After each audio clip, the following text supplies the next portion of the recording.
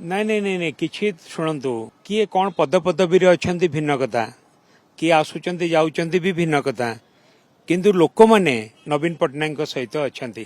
ଯଦି କର୍ପୋରେଟର ମାନେ ଦଳ ବାହାରେ କାମ କରୁଥାନ୍ତେ ତାହେଲେ କର୍ପୋରେଟର ମାନେ କେବେ ବି ଆସିକି ଏଠିକି ନବୀନ ବାବୁଙ୍କୁ ଭେଟିବା ପାଇଁ ଆସିନଥାନ୍ତେ। କୌଣସି ଚାପ ନାହିଁ, ସେଇଟା ଆପଣ ମାନେ କର୍ପୋରେଟରଙ୍କ ସହିତ କଥା ହେଇପାରିବେ। ଚାପରେ କି ଚାପରେ ନୁହେଁ, ସେମାନେ ଆପଣ କର୍ପୋରେଟରଙ୍କ ସହିତ କଥା ହେଇପାରିବେ।